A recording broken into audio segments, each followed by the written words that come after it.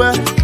Now up to the sun, let's come together as one. They say united we stand, divided we fall. If we not celebrate, we do it for you. Voila, you forget that. You from Lower County, you from Maryland. Voila, you from Rewa City. I'm a bad and we own your people. I'm up on the fine way. Tabila, Kriwako. I love Liberia. Oh yeah, yeah. Free land on liberty, Liberia. Oh yeah, yeah. Oh yeah, yeah. I love Liberia. Oh yeah, yeah. They play for me and you, Liberia. Oh yeah, yeah. I was raised in the slum, but I chilled with my guns. Kept it on the low, but we fought for the bones. True son of the sun, I'm a prince in my own. Never gonna lie, me, I love LIB. Even though it's far, when we show 'em we can face it. It's not a prophecy, I know that we can rise again. Holding my hand, I holding your own. United we stand, divided we fall. Today's Friday. Who doesn't love Friday? I beg you, yeah, I love Friday. It's the start of the weekend. North to the south. North to the south. As one. They say united we stand. And of course, united we stand, divided we fall as a people. Welcome to Open Conversation on ELBC Radio and online. Today is the 20th day of October. The year remains 2023. My name is TT Jibra.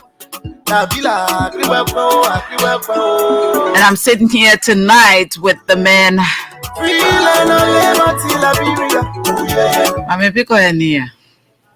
The regular guy, Daniel Lux Thomas. I like the way you said the regular guy. And of course, Washington Tape Jr. is under the weather, and so he can be with us tonight. But together, Daniel and I will drill you through. And so wherever you are, whatever you're doing, however you're doing it, we'd like to welcome you this evening to Open Conversation. Daniel, welcome. How are you? Thank you, Titi. I'm fine. It's a wonderful evening. We had a wet morning, a sunny afternoon, and now this is a brilliant misty evening. So it's good to be back here. And today is Friday. Well, yeah, today is Friday, but we have to keep the engagements going. Is the Friday? Well, it is Friday for the agenda. I mean, my concern right now is having a president re-elected, so every other social activities of Friday can wait for now. Oh, okay. It can wait for now. Okay, so good. The Friday is Friday for the agenda, and the agenda is Open Conversation this evening. So for the next 1 hour, 45 minutes, is it 40 minutes? We'll be here and talking about everything that is happening. So, we have a trend. Open Conversation has a trend. The first 30 minutes, we talk about what's trending in our country. Mostly everybody wants to know about the elections. We've just went to the polls as a country, and we left the polls. We are back, but we have people who are responsible to tell us exactly, who the winners are for the representative, senatorial and presidential seats. Yep. Today we heard from Madam Devietta Brown-Lasana. As usual, the NEC is doing daily press briefings. And as far as we know, the numbers remain constant as of yesterday. And final results, or the winners, will be announced finally on Monday, the 23rd of October. So the whole and that is happening because there were elections held today in Nimba County District number 4 at 2 polling places, and so the results from there will be tabulated, and then we have the final results coming up on Monday. So as of Monday, we'll know where we stand as a country and as a people, whether we're going to a runoff. And even though that is happening, and the NEC is announcing winners in the representative and senatorial elections, because those elections are elections where anybody who has the highest number, whether it's one more than all the others who participated, you are announced the winners. We'd like to say to you that there are others who are not satisfied, and they are taking advantage of the law, and they're filing in their protest to those results. That is happening currently. We know about law Montserrat County. Some representative candidates are not happy and they filed their complaints. That is the process. It's part of the process. That is why we always say that Liberia first, peace first, because when you go to elections and you are not satisfied with the results, you have alternative. You can seek redress through the law, and there is no need for people to get in the streets and try to destabilize our peace because one person hasn't won election or two persons feel aggrieved, and because you are connected to those people, you think they must, the NEC must announce them winners, and if that doesn't happen, you take to the streets. But there is a recourse. And so those people are taking advantage of the law.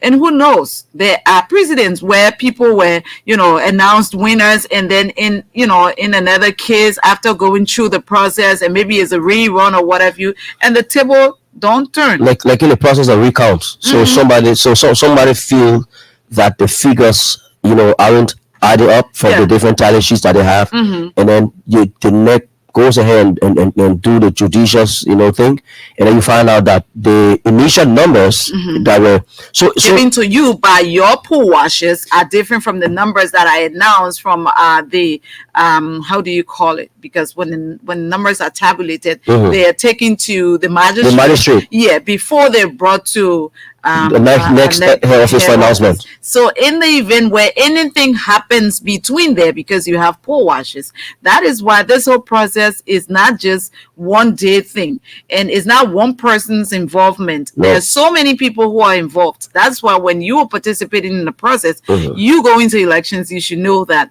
elections are very expensive. So when you're participating in these elections, or in any election, you must have poll watchers.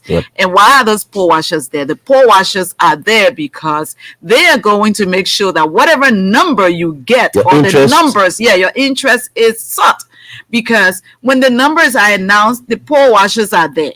So we do this whole elections, and they count the ballot papers. They take out the ones that are invalid, and the ones that are valid, the numbers are there. You have your number, I have my number, the other participants have their number, and the NEC people have their numbers. So if your numbers, the numbers that were given to you on the day of elections or after elections, right after the ballots were counted, if those numbers don't add up after they leave the magistrate's office and get to the National Elections Commission's head office in Monrovia, where the official results are announced, you still have your ballot papers, you still have all of those documents, and you can, test the process and say, no, these numbers you're calling are not correct. And this is my evidence. And when those evidence are correct, justice will be served. And this is one of the reasons why the National Election Commissions, these elections have proven to be democratically transparent, because grievances are being settled without even the act of violence. So what we were talking about was almost the same case with the outgoing lawmaker Gareth Gray and Prince Tole. Okay. All right. There was a point in time when Honorable Gray team checked their results, and he was on top, and then it was obvious at the point in time that he had won the elections. Prince Tole filed and asked for a recount. Okay. And it went through the process, and in the end, he won. He became victorious. So there are most times where the problem comes from is with sometimes our poll watchers, the information, the data they bring back to us. Okay. Because there are two different pool washers or several pool washers. One is from your angle, your team, and the next man that's got his team. They are focused on his numbers, and yours are focused on your number. So in an event where the numbers don't add up, it becomes an issue where it is part of the process and many of the NEC to hear these complaints. Of course. So that's the reason why the president kept laying emphasis on the importance of peace, the importance of non-violence, because the National Election Commissions is there to look into these matters, to handle. If the NEC were irresponsible, the issue in Nimba with those 3 polling places wouldn't have been wouldn't have been brought under control. There were other electoral irregularities and malpractices. And I listened to her 2 days ago, And those names she called, they didn't just relieve them and are prosecuting them. They are not going to be working with the National Election Commissions anymore. Perhaps even in the future, because this is of an international nature. Of course, I think that the name is in the data. Correct. They're not going to accept you any time. So it's a good process. It speaks to great democratic tenets. Of course. All Liberians must appreciate that today. And there's still reliance, because even if you went to the National Elections Commission and the NEC tells you that, okay, we don't think that yours is correct, and you can still go to court. So it doesn't even stop there. Yep. There are, precedents where people went to the National Elections Commission and they felt aggrieved, and the national elections in their mind did not do what they thought was best, and they went to court. Yep. Let's look at the case in district number 12. Is it number 12 where Tanapole is? Is it 12 or 11? I think it should be between 11. I can't really say. I think it's district number 11. And there was a contestant in that district who they believe should not be even contesting in the district. Countryman. And the I think it should be 11. Yeah, I think it's 11. And the case went to NEC. And Countryman was out. Yeah, he didn't contest because the NEC did not look at their case, but they took it to, the Supreme Court. The court. But guess what? And that was handled. Guess what? Countryman, from all expectations of what I saw, because I frequented that district, was a popular guy. He was. That's according to reports. I'm not in that district. I used to go there today. Okay, so it brought great political relief to those who were. Oh yeah, seriously. Oh, he would have sliced votes. So, but those people did not do anything, to stop him. But they used the law to stop him. Which speaks to the fact that the country is a country of law. So a lot of regardless of your popularity, you must do the right thing to participate in a process. Yeah. So the law has worked in many ways. So I remember when the opposition political party, mainly the Unity Party, they filed a complaint to the Supreme Court complaining that the final voter rule wasn't published. Yeah. The court threw it outside because it wasn't something that was in the confines. It shows you that the law works for everybody. The law is not biased. The way most times when it's not in their favor, they complain. So Countryman had his hearing, and the law was clear that because of these irregularities that contradicts the constitutional guidelines that permits you to run, you cannot at a point in time. And he couldn't contest. And he didn't even his supporters took to the streets. They did this, which wasn't even called for. But that was the law is the law. That's the thing is the law is the law. So we're going to the streets and trying to institute violence, it's not going to get you anywhere, because in the end we'll come back to where you should have started from. That is why we always say that when you participating in a process, especially when you are not alone in that process, there are other people in the process. You must respect the law, and whatever comes out of it, we always say, and we know that the Supreme Court is the final arbiter of justice. So if you feel aggrieved as a citizen, even though you went into a process and you spent a lot of money, mind you, other people who participated in the process also spend money. You knew what you wanted, and you know what you want, because you get into a process. There is nothing good comes easily. You want to run in elections, it's expensive. You see a lot of people in it, you want to get in it, because obviously when you win, it's for your own good. It's not for anybody's good. Let's tussle, because we say, okay, we're running for these people. We want them to win elections. They person, my senator, my representative. But who for who's good really? Who benefits? You benefit more. Your family benefits more. So if you go to the elections, you gotta trust yourself and think that you are the best candidate, and the people should believe that you're the best candidate. Some people just get into it to test the waters.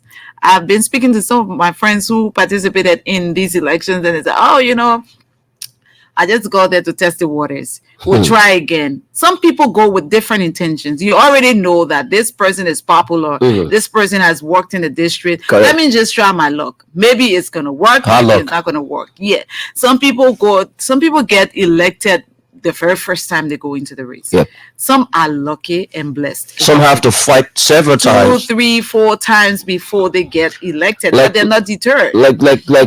Like Prince. Yeah, this is not his first time. No, this is not his second time. Okay, he's been contested. He's been fighting. Okay. All right. See? So you see, on the aspect of the law, there's a famous saying: ignorance of the law It's no excuse. is no excuse for it, and also the law sympathizes with no one. No. The law is blind. So, but there's a new wave of alertness that is now taking over the different districts in terms of elections of their lawmakers. One of the case is this with Countryman. You saw the contestation that led him to be excused from the process. There will come a time when lawmakers are not performing the constitutional guidelines that states that a certain amount of signatures in a district is required to remove that lawmaker. The people will get to that point.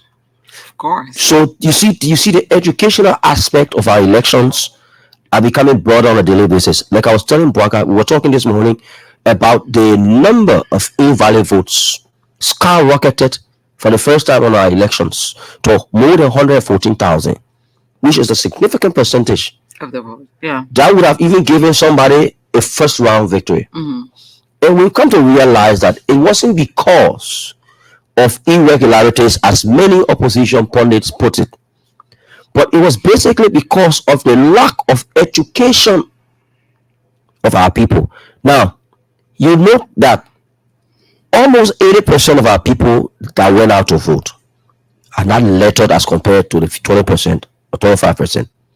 So the issue of reading whose name is where was a problem for many of these people. So they just mark who they wanted to mark. So And to even add insult to injury, the ballot papers were not that clear enough. You Exactly. couldn't kind of recognize, the people who were there. You had to strain, and if you didn't know how to count, that became a problem for you. so only those who could read Yeah. could easily say, well, I'm looking for Alexander Cummings. Okay. And then you read and see, okay, this is Alexander Cummings. But our tribal people, they don't take things in alphabetical order. They are numerically how you got in the two numbers. So they say, okay, normally the fourth person that they heard. So that I help. So Brother Appleton fell. Uncle Appleton was just, in the ratio. It wasn't because of irregularities. No. No, but if you voted for Appleton, you corrected Appleton. That is not, an invalid vote. No, but that's why many of they didn't say it was an invalid vote, but they said that there was a foul play on grounds that you see. that is just, I don't like to dignify that. How are you going to call it, a foul play when this person is participating in the process and people voted for the person? And How do you call it a foul play? Where did he come from? We didn't see this man campaigning. No, they weren't focused on his nationality because of course he is, but they were saying, but the man didn't campaign. But then we started seeing small videos coming out. But the reason why I brought this, President Weah is a far-sighted leader. His ability to enhance opportunities in the education sector will alleviate this acute level of educational ignorance that our people have suffered over the last 12, 20, 30 to 40 years. Today, with $4,000 you can go to a government school and have your education.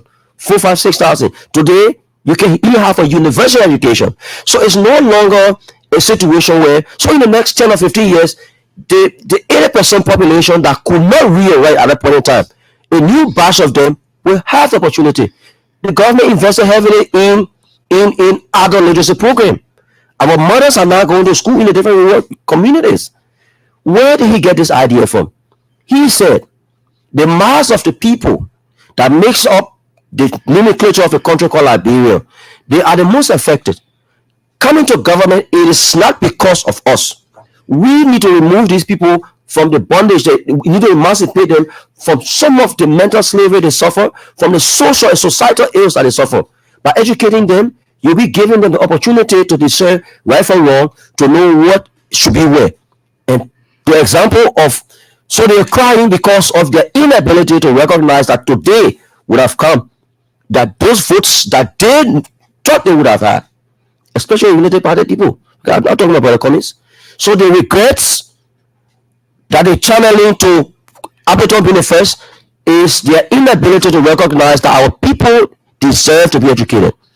When Robert Mugabe was a rebel leader in Zimbabwe, when the colonial masters' whips were released from Zimbabwe and he became the leader of Zimbabwe, his first priority was to educate the Zimbabweans across the provinces of Zimbabwe. He said the reason was very simple. He said, because of lack of education, the white man will come and say to us, our Father who art in heaven, but yet he lives in a perched quarter while we who own our country live in the Bantustans and the slums, and we have no access to the educational opportunity they had. So he made sure that every Zimbabwean had access to education. Today, what is the literacy rate in Zimbabwe? Thank you. The East African, Julius Nyerere, the same thing. So that wave of educational quest took East Africa, and today, if you're counting regions in Africa that is educated East Africa, this is a policy, this is the platform President Weah has brought to the table. Because he's done this, Liberians are appreciative. They're not appreciating him because he cool man, but because the little things that were hidden from them little things by the quote-unquote people who felt exactly. So that was some of the problems that we encountered during the elections period. Yeah, but we hope that, going into other elections, for the elections, we know if there should be a runoff, there will be, just two persons on the ballot. So it will be much more easier for our people. But in future elections, we need to do better. Better civic education for people, and even those who are participating in the elections have to make sure that their people know exactly where they are, who they are on the ballot papers. And even National Elections Commission should do better with the ballot papers. The printings were not too up to standard. I can say that for free because I voted and I saw, what I saw. Imagine somebody way there in Bokonjiri, trying to recognize the person who they're looking for. I became a problem for most of the people. 100,000 plus, invalid votes. It speaks volume for our country and our people. But, and it had an impact on the process. We would have been thinking forward or making, making progress instead of going back to have, second round elections, spending a lot of money again as a government, just. But that's the responsible nature of the government. This is a government, I like the way you talked about the nature of the print of the ballot papers. But I want to appreciate this administration. You know why? Why? In the midst of billions in the last 12 years, the government of the Unity Party in the last 12 years depended upon the international community to fund the elections that we went through. Under 3 years, this government was in, despite the COVID-19 and the Ukraine-Russia crisis, we were able to sponsor our election. In other elections, even the general and president. It shows the responsive nature of the government. While they ignored this aspect, the ballot papers you saw was printed by the government of Liberia with the monies of our people, with the taxes raised and generated. Taxpayers' money. Yeah. So it shows that a man who they claim has got no idea. This is a man who has come to the country under 3 years of harshest economic reality, from reducing inflation from 37.5% to 7%, stabilizing our economy, coming down to supporting elections, at the same time promoting access to electricity across major parts of our country. And you say to Liberians that George Weah is not a serious president, you gotta be kidding me. Because while you wine and dine in the hundreds of millions of dollars that spin in our country's economy while Omi was here, while you have international organizations, some of them say this on a shame. Even former Vice President Bwaka admitted that the partners had to leave because they were suffering donor fatigue. Donor fatigue means when the donors are pumping in money for a particular purpose or purposes, and these purposes are not being utilized, they get fatigued, they get tired, and want to leave. They told the president, they said, we're not going to put our hands behind you until you start the real training. Where will he stand? He looks so. Wow. Call his economic management team together. Gentlemen, let's strategize. First thing first, let's cut priorities. All the gas lit, the trash car, and those stuff we're getting, we can put on the table. Let's see how much it used to be. Let's look at the salaries. This discretionary, okay. At the end of the day, we were able to address some of these things, and our international partners saw how responsible the government was becoming, despite the challenges we were faced with. And in the end, civil servants were taking regular salary. When they said that we give you 3 months, this country will go very well. We are seeing the country. Yeah, because they know how they left the country. Correct. And there was no, donor support to come to the country anymore. So it's like standing on your own in the middle of nowhere. And so they believed that with all the money we got, and we know what we went through with all the money we got, and this man is not getting any money, so he's not going to make it. Yes. And they see how far he has brought this country, and they believe that no, now he's put it in a place where it's sitting correctly. They want to come and take it. Come and see what we can do about it.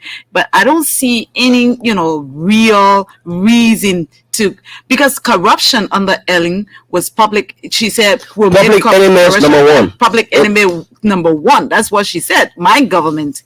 Under my government, corruption will be public enemy number one.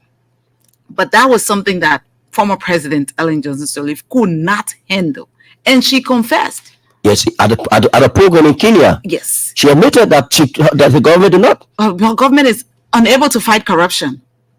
It has eaten the fabric of our society. Education, Madam Sirleaf admitted. No, but let's go to the aspect. Let's go to the aspect of corruption. Okay. Because they were still singing some of that. So when the Unity Party, I don't want to say Madam Sirleaf. I want to say the Unity Party. Because former Vice President Boubacar was a candidate member of that union. We're not dissecting him from there. No. Tomorrow, if there's a situation in this country, Vice President Joel Howard Taylor will be a part of the situation. If Vice President Joel Howard Taylor comes out tomorrow and says she wants to vow for her position, she will equally answer for everything this government is. Not just the good ones. Yeah, not just the good ones, the bad ones. She will be brought to her knees for those bad and good things. So here's what this responsible, how they call him, football player did. After they admitted that they have failed on a war against public enemy number one, the Liberia Anti-Corruption Commission had a non-persecutory power at the point in time. The president met his international partners in the national legislature and said, we need to find a way to arm the NSPC so that we can be able to fight the war against corruption. The biggest thing they had to say was, it is not going to survive. It's not going to work. Today, this president at least has made effort in that direction. The world bears witness that it is President George Weah that has given that power to the Liberia Anti-Corruption Commission when they said that they failed on a war against public enemy number one. Yes, we haven't won this war, but we have placed our terrorists in place that when the war starts to rage, we can calm it and we can reduce the resistance. That is what President Weah has done. So he has done that. Now we're sailing on that platform. You go to education now, like you were saying. How many young Liberians had the opportunity to attend government schools? To not just the school building anymore, because at that time it was undercapacitated. It is this administration that has rehabilitated all of the public schools in this country, including the University of Liberia, since the 1960s. It is this administration that has revolutionized, from a digital perspective, the activities at the Nationwide University. I lived and worked in Maryland County, and I watched from a distance how fishermen, sons and daughters of market women, sons and daughters of carpenters, farmers, were able to attend the Tubman University. Their dreams and aspirations were bent on doing epidemiology and doing other professional courses offered, but they could not. You know why? Because Tubman University was a luxurious university, yet a government university. You had to have money. Exactly.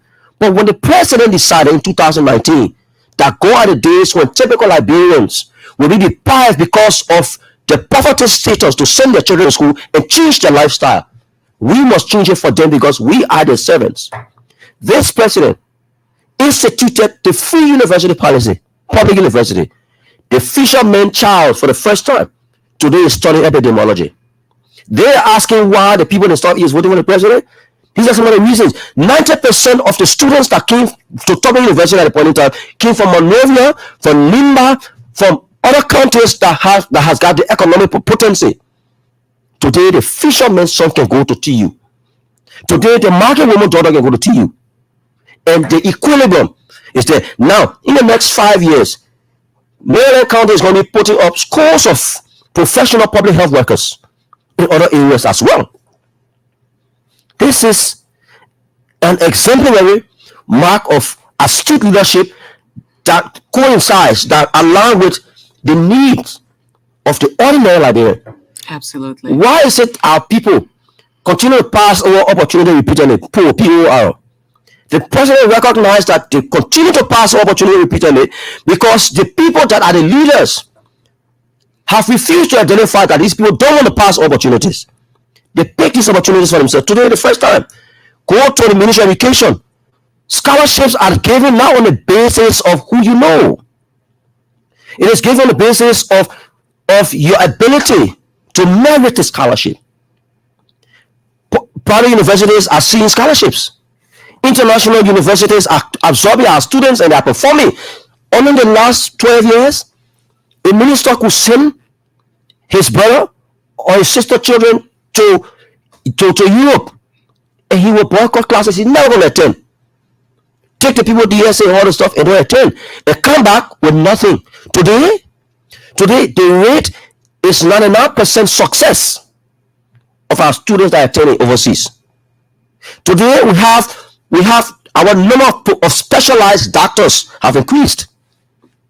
And you sit here and tell us that this president, a government that doesn't have, that much international support. Thank you. You had a lot of support for from the international community for 12 years. Overwhelmed. And we didn't have any free public university when people paid a lot of money. Correct. At the University of Liberia. They struggled to go to school. If they didn't have money, protests all over the place. But if you have a leader who listens, because when President Weah was a senator in Madam Sirleaf's, government, the thing about protests at the University of Liberia was just the order of the day. It was every day. Because the students knew that they would not allow themselves to stay out when they cannot register. No. It was a problem every other time. You need to give somebody their flower while they're alive. And it's, we know everything is about politics in this country, but the Liberian people themselves, and we've been on this show for months now, and I like the way people are grateful. Somebody sits in their home and they're listening to open conversation and they will call and say,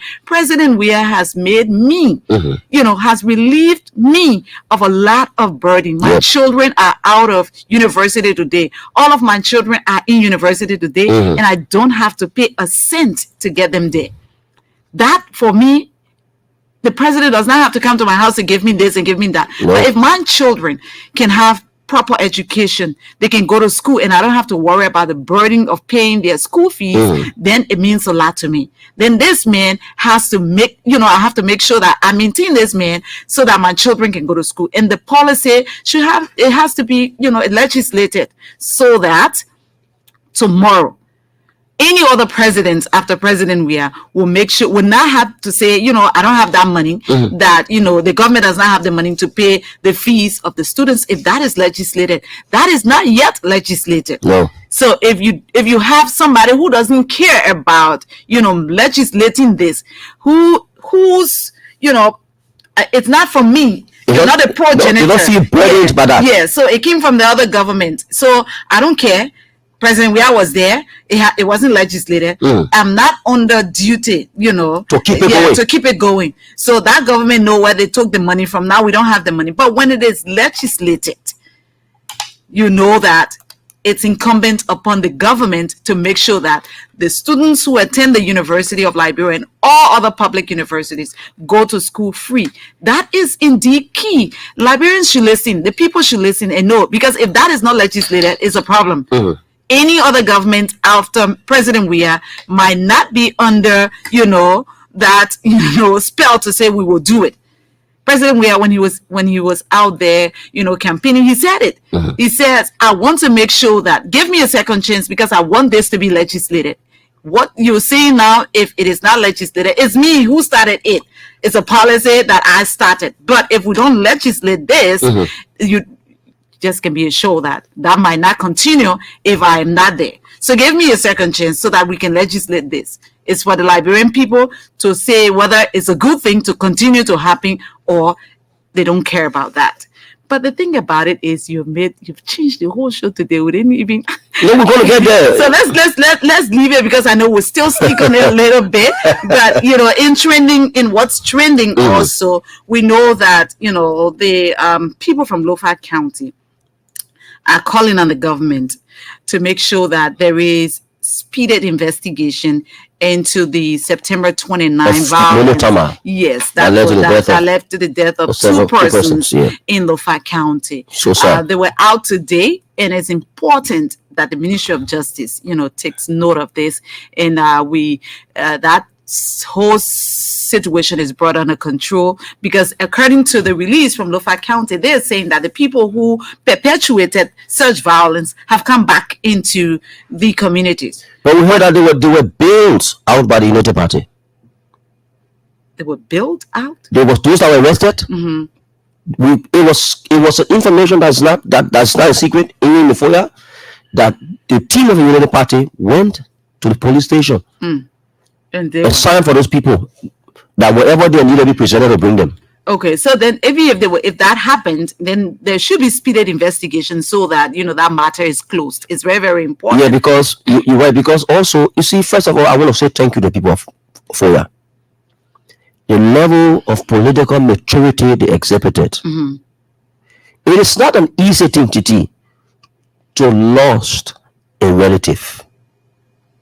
And the people, in that form and manner. And the people that perpetuated that particular act is still amongst you. The elder that is supposed to be pushing for a speedy investigation is focused on winning elections or burning the country, when the very district that made him essential is mourning the loss of their family members, their children. The petition that was read by the people is a caveat of how they feel. And I believe that the government, being a very responsible government, will definitely going to look into the matter, and those that were involved will be brought to justice. Like we said yesterday, Titi, the law works differently. We are not lawyers, but the way we do things in a hurry, it is not the way the law works. We saw the case of Madam Scott. When the public was in hurry, the government took her time. We saw the case of the demise auditors that they accused government of. The government took her time. When autopsy was conducted, it came over findings. They still unashamed, weren't satisfied. So we are calling on our people that your government that you have elected, the person in whom you have reposed your confidence, will ensure that the perpetrators are brought to justice. So maybe it may not be as fast as they wanted to do. We got to help to support this, but it is going to be done. It's going to be done, because those lives, even the one that happened, let me tell you, the president is very responsible. Even the one that happened Japanese Freeway, he made it his immediate responsibility to identify. And currently, they're also looking into that matter. The way they wanted to make it seem, these guys are very strategic. They wanted to make the whole fracas seem like it is our Muslim brothers against us, whereas it was not the case. The same way when they came out, they were planting people in our midst to cause problem. Is that the only way you can win elections? But that's the only way they can win, Titi. It's sad though. It's really, really sad, because the people who you want to rule or you want to lead, if you treat them in such a form and manner, then it speaks volume. The one more you give them power. It speaks volume of how you're going to run the country. It really speaks volume, and that is why the Unity Party folks there's a lot on their laps to settle when it comes to making sure that you Liberian people have your confidence to lead. Because I always go back to Lofa County, and the thing happened in Lofa County on September 29th. And after that, former Vice President Joseph Yuma Boaka went to the county. His presence in FOIA and the way he handled the whole issue, and I believe that is one reason why Yimale was shown the back doors in a FOIA, because as a sitting lawmaker of that district, he didn't carry himself well when that thing happened. He was in that place when the memorial service was held. He did not even, he didn't appear. He didn't appear there as a sitting representative of the place. And if you are a leader, you're a leader for everyone. That is one thing that sets President Weah apart from all of these people. Yep. He did not attend the funeral. He did not identify with the family. He had the audacity when former Vice President Joseph Yuma Boaka went there. He just, talked at the people. And former Vice President Boaka came to the podium and just followed suit and says, as far as I'm concerned, there is no sedition here. He didn't even call for a moment of silence. He said, as far as I'm concerned, there is no sedition here. I've asked and nobody told me that they are a sedition. You don't play politics with the lives of people. And that is why his own, hometown, his own hometown, I think it was a protest. Regardless of politics wise, when somebody died from somebody, the person is hurt, right? And the way you relate to that person will either cool the person's temper or will make that person feel like you take them as a human being, but your action will tell them that they don't matter to you. And because of the way you treat them, people who are connected to them see you treat them like that. They're not going to take you seriously. That is what happened. And I'm hoping that, politics aside, former Vice President Boaka will go to those people and tell them sorry for the way he treated them. After their children died, and he did not pay attention to them as a father of FOIA. Come to Montserrat County. I was in that thing that Sunday night. We were doing our job right at the junction there, at the Partnersville junction. Turn around. I'm telling you, it was like, I had to jump down from the car because, people take these things for granted. But if you went through the war, if you were, if you saw the 1990 war, you even hear firecracker, you run. We were over there at a momentary standstill. These guys were throwing rocks and whatever they had to throw. Somebody came with blood oozing from the ear, and they said, "You guys are still sitting down here. You better start running for your lives because the rocks these people are throwing is not easy. You guys can't go anywhere."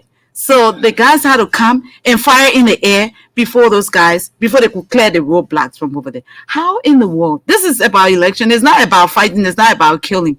But when you don't understand, you think that it's just something easy. But when you hear one bullet sound, the way you will run for your life, you wouldn't even believe it. That's what happened. But again, Liberia is above all of this, because after elections, the same people we see today, you're my brother, you're my sister, will always laugh. But it's just a process, an event that is going to pass. Must we kill each other for this? I say no, because the two of us cannot be on the same side. Nope. Okay. And that's democracy. If I can sell my ideas to you and you can buy it, fine. If you can buy my ideas, fine. We go to the contest. Whoever wins. Finish. Liberia, move on. But because you have your own ideas, I have my own ideas. Everybody bring their idea to the table. Not because I'm saying John is the right person, you're saying Peter is the right person, and I don't agree with you. I should take knife and choke you, or I should kill you because my mother gave you bread, and my mother is contesting because you don't support my mother. I'm going to kill you. You're supporting somebody who comes from another family, so I should kill you because of that. That is just so unfair. And this expressed itself during these elections. Of course. And some of the people who were victimized were basically passerbys. Some of them went out there just to identify with the party. And because of these things are already planned, they were victims. I see the actions of the Unity Party. It is a complete act out of the book called The Animal Farm, written by George Orwell. It's a political novel. Animal Farm, yeah. They have come to us. They came 2005, 2011, and said that man has operated this farm for too long and has used us. We till his soil. We plant his crops. He eat our eggs. He drink our milk. In the end, he only gave us grass. How come we are not benefiting from what we're putting in? Let's take control. The animals were convinced. The Unity partisans were convinced of the message. When they came, they decided, then they recognized and realized that, but the milk that men were drinking is sweet. They started drinking milk. So poor boys started becoming bourgeoisies. So middle class young Liberians started becoming friends of the elites. And they started to play in the country's resources in a way that they became blinded by the true motive for which they came. When the people saw that they were not delivering, the people rebelled against them through the ballot. Remove them. Now the person that they've brought, the people have brought, this person is expressing openly to the people those things that were deprived them by the group of animals that said that they had a better alternative on the farm. So to come back now to say you want to take back because it is your birthright, the people are saying no, we'll contest your actions through the ballots again. You say, but the man you're putting against us is unpopular. But this is a man who is currently leading with more than 7,000 votes in these elections. If it was a simple majority, who you think going to be the next president? President we are. But they have refused to agree to the fact that the people already know their agenda. It is an agenda that is born in the minds of people, that is not written, that has no form. It is what I think today is what I say. Love Liberia, think Liberia, build Liberia. How? Nothing. When we came with the proper agenda for prosperity and development, they said, in fact, that word do not exist. The president, again, helped them to define it when they went and saw Popo was a huge contextual word. When the Popo started to identify the poor through the first pillar power to the people, they complain again. Today we see power to the people through our education activities. We see people's lives being lifted. We see today the commercial banks has got the sanctity, has got the integrity to do business with the central bank. Unlike 12 years ago when the central bank was gone down, more than 4 billion was out of there. Today, our people are recognizing that this government is so responsible that politically their maturity cannot allow them to be removed. So they say, but hey, we can't get it. We'll burn the country. Liberia ends. It is that message that is sent that created a crisis in Lufa. It is that message that is sent that placed people everywhere. President Weah went to campaign. They will just plant a handful of people here. Oh, boo, boo. But you see thousands of people behind the president, but you see 2-3 presidents. Whoa, boo, boo. And we realize that, and we told ourselves, we're not going to confront these people because we are better than that kind of trickery. And we were able to maintain that until today. How many incumbents in Africa today you know that will be on par, almost on par with an opposition? How many countries in Africa today that do not have political prisoners with the reckless nature of political activities that they carry out in this country? Even Madam Soli, even Joseph Boakai Unity Party have political prisoners. There were journalists in this country that were jailed. Of course. Now, when there's no even in about it. But see here today. See today, my dear colleague. So it just speaks to the fact that we have played our part. We continue to play our part. The people is our priority. You know, there are two things the Unity Party is running with, whether we like it or not. It's very, very important. And sometimes I know the last time, yesterday, Ambassador Boakai spoke, and all I see people running with is that he says that, because I couldn't understand what he was saying, but people say he said he would deliver this country from Kush. But if you're a Liberian citizen and you were here for the 12 years where former vice president was president, then you should help me tonight to name, the different kind of, drug our people Tramadol, in this Blue country. Ball. Even this Kush was here, they had different name for him. They had marijuana, opium, all these things were right here. In fact, the cemetery where people will go and bury their loved ones and go and memorialize them under the Unity Party administration became an abode.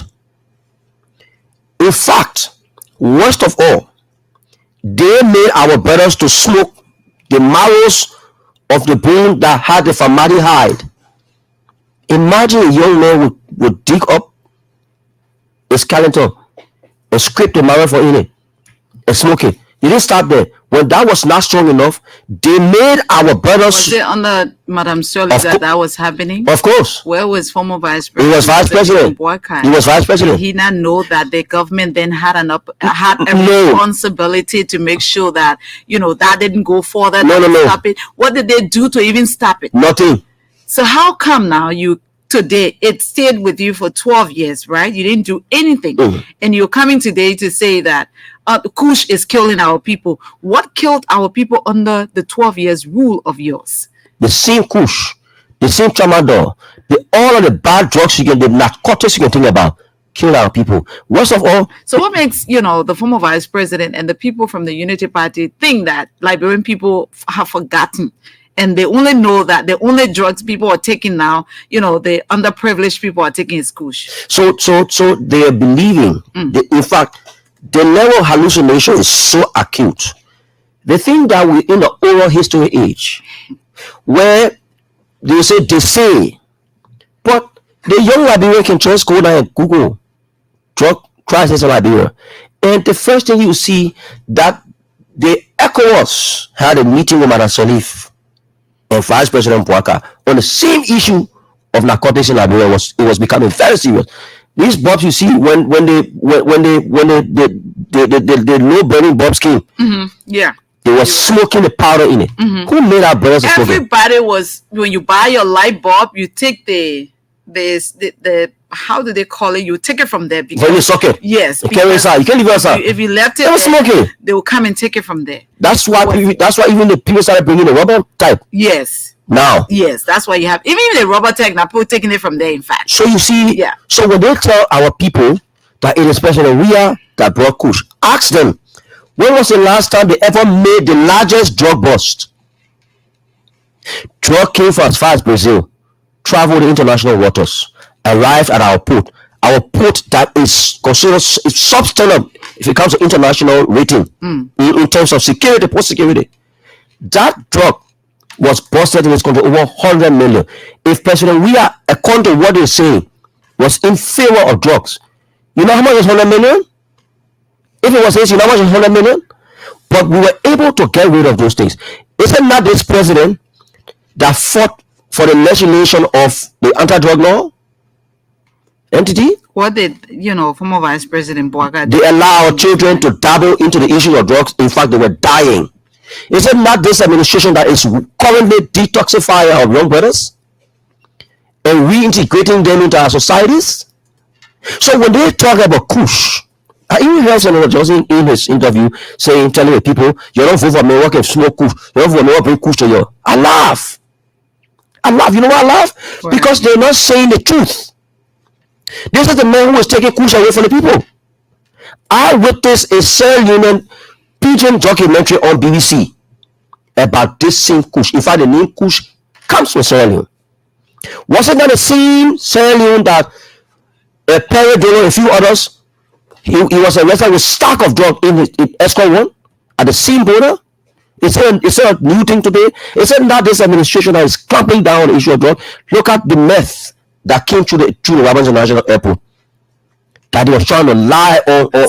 So here is Perry Dolo's Correct. story right here. That is in That's his story. That is in That is May 17, 2013. Yeah, the head of the Liberian president. The head of the Liberian president, Ellen Johnson Sirleaf's presidential motorcade, has been arrested for attempting to smuggle drugs in an official vehicle, police said on Monday. You hear that? Perry Dolo was arrested for crossing the border from Sierra Leone with 297 kilograms. It was 600 pounds. 655 pounds of You see that? marijuana. Deputy Police Director for Administration Rose Stryker told journalists. Also arrested were another Liberian, a Guinean national, and a Sierra Leonean military officer. The arrest was an embarrassment for Johnson Sirleaf, whose government has been trying to crack down on the widespread use of marijuana, particularly among young people. Has been what, Titi?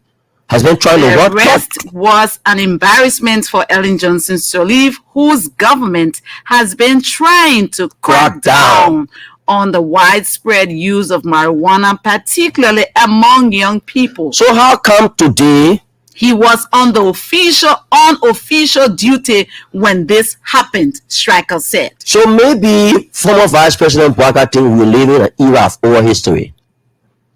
When we were going to school, even before internet, there was oral rating. Even the rating ones we could have still found the papers.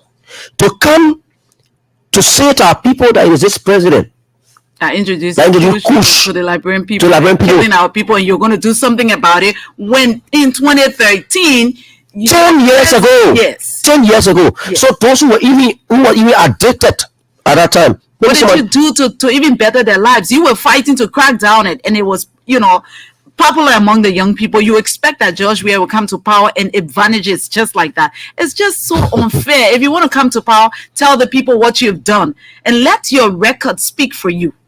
But to be parading around the country and saying, we're going to deliver you from Kush, when just 10 years ago, your president, because you were the vice president, your boss, Moto K, there was somebody there who had marijuana and they were caught.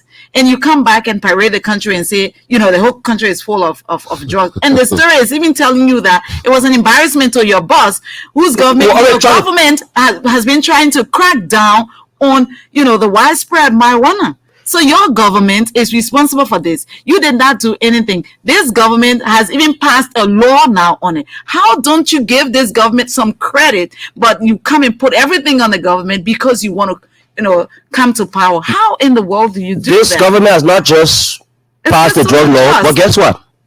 This government that is reliant 90% on fundings from taxpayers' monies was able to open a rehab that is called detoxify our young people. We had donors that you were not able to do with hundreds of millions of dollars. And you want people to believe. Now, what they want to tell you is that, you see, Titi, from 2013 to 2023, it's a generation of drug users. You know what happened? The mentorship in the usage is why you've seen the increase in our public. And in order for the government to completely clamp down on these things, they have to do certain things. One, there has to be a law that prohibits, they bring your drugs on the market. Is that law in swing now? Yes, right? Okay. There has to be a detoxification and integration process of the already users. Is that on the way now? Of course. Okay. 3, there has to be a community-based participatory initiative that seeks to eliminate all of the different ghettos in the different communities. The government met with these different community heads. It is a process that's not going to end in one day. So you see the trends the government has taken. So in the next 5 years, this noise of Kush will start to go down. You know why? Because as new people are detoxified and reintegrated, and the government didn't just stop there. The government launched a $13 million at-risk youth support program. You know what it does? This program puts, after rehabilitation, it puts money into the pockets of these young people through businesses. And they tell you they had over 300 million swinging in our economy. That one aspect. Billions of dollars went through the corridors of our different of our different sectors of our country, but they were able to identify that our brothers and sisters were dying. I saw a video today of bunch of Iraqis. You know they said they were sinking or so. They said, "Papa, they're not John Weah get all drop. They drop, it came even before John Weah became president." It's just sad that the just past government will be parading with this and think that everybody will believe that George Weah brought drugs into this country, when we know that people have been suffering, and the past government, the immediate past government, has not done much. Because we've been journalists for the past how many years now? We've seen those who were responsible have always said that, what, the thing is just so bad because there is no law. When these people are arrested, they go and they're bailed out. There's nothing we can do about it. And so the drugs keep coming into the country. That's during former president, Vice President Boakar's 12 years in power. People have been crying, saying, no, we can't do anything. The people get arrested, the police will get frustrated because every day you arrest this man with drugs, and then come out, the same man is arrested because there is no law to prohibit him from being bailed out. Now there is a law. Yep. There is a law. Non-billable. Non-billable. You can't go do this drug business and you go, is there somebody going to bill you? Are you be behind bars? Why don't you give this man a pat on the back for doing this? And you use this as a campaign tool, and you think that people don't know exactly what has happened 12 years ago or 16, 18 years ago, and they're going to believe this. I think the Unity Party needs to find another, campaign message. But again, if you don't have one, because former Vice President Boakar is running on his record. What is your record? What have you done for the Liberian people to show when you were vice president? Let's go and ask the people, the group of 77, that your wife as a vice president, cater to. What is the success story? They were receiving one of the group of 77 guys called on our shows. You know what he said? He praised the president and the vice president. He said, imagine under Vice President Joseph Boakar's management of the group of 77. We used to receive sometimes 1 cup of rice with oil on big days with small, the neighborhood second with $500. This man said, if you think I'm lying, ask our people. But when President Weah came, before wearing money, we're receiving two bags of 25 kg with 5,000 liberty. He said when the number grew, it has reduced to 1 bag with 2,500 liberty. It tells you that the things that they weren't doing. So the question we ask, what was happening to the monies that you were getting for the group of 77? What was really happening to the money? Those are the small places you can make your mark, because the place when you serve and you're taking charge of this place, where is your anything we know before we don't know? Yeah, where is your success story? You took charge of this. Where is your success story? Who you can point to? Where are the people in this country who, former Vice President Boakar has done so much for, and can I come and testify? Where is this group that we know about? What has his wife done as a vice, the wife of a vice president, to say this is the group that Katumu Boakar has, blessed? This is her women group, or the girls she has taken care of. Because if you want power, you got to help the people, because then we will know that when your Christmas will be good, you will know it from the eve. That's what the people say. And instead of telling the people what you have done in the past so that they can entrust the leadership of the country with you, you're just going around with a whole lot of shenanigans. That's what you're doing. And preaching tribal politics. And I don't know whether I said this, but it's good for us to, talk about this again, because it's what's happening in our country. It is so unfair. You put President Weah on the pedestal with a lot of people who are running in these elections, who want to be leaders. You will find out that he stands out. I always say this because I was there. When President Weah went to the Winners Chapel Church, when he took over newly, President Weah said that, whether you voted for me or not, I am the president of the Republic of Liberia. And I'm talking to all of my lieutenants. Nobody, I'm sounding this caveat, nobody should touch any somebody who works in the government and you believe that you guys are in the same ministry or agency and that person did not vote for me, I am the president because I'm the president for Liberia.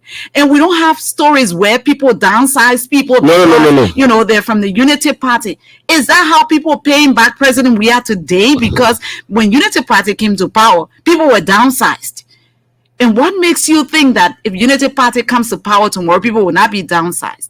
Give a man his credit while he's alive. When it comes to tribalism that people are preaching in this country today because we're going to elections, when you go to Lofa County, the amount of Lofians who are in this government, it shows from what is happening now in Lofa County. Appointed, not even just appointed. Lofians who are in this government. Even the people from Nimba County who are in this government appointed by the president are in their numbers. And we'll take time to tell you about that, you know, in the coming weeks. We'll do that because it's very, very important. Some of the... But tonight we'll tell you because they're preaching tribal politics and saying that the president, you know, does not love the Mandingo people. And so we're going to give you names of people who... Very good. Mandingos who President Weah has appointed in this. They are currently serving. And they are serving in not just Mandingo,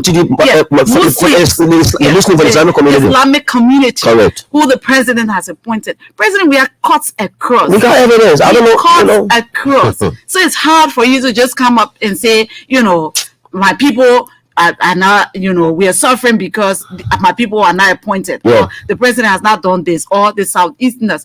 Okay, the Southeasterners say he's our son, but our son is our son also, and he has done well for you. You can't clap for our son, but you come to tell us and rub it in our faces and say, you see, Southeasterners have voted for the president, so you, as you know, people from Bone County, don't vote for the president, but vote for, you know, Joseph Yuma Boaka, because the Bone County people daughter is not in the race too, right? Okay, you people from Nimba County, you see, don't vote for President Weah. President Weah cuts across. Senator Johnson has been in power for 18 years in Nimba County, and he has what he has to show for that is his university in Nimba County. But that university, is it free? No. I thought we have been free. It is not free. It's $8 per credit. Who in Nimba County, who market seller, market woman, the market women children are going to the university that President Weah has made free. The community college that is free. Correct. That's where the market woman who you're telling not to vote for President Weah, that's where her son and her daughters are going because it's free. But if you say don't vote for President Weah, vote for the president I want you to vote for, but your college is $8 per credit. Can the market woman there afford that $8? No, she can't. So how do you keep saying crucify him when he is the one who is making the lives of the ordinary people better? How do you do that? And you think it's okay to just do anything, the people will just look at you and just follow suit. Of course, some people are going to follow you, but every one of us God has made have conscience. But if you're doing that, do it properly. Don't come and paint somebody black when you know that person is not black. And they have done much for you and your people.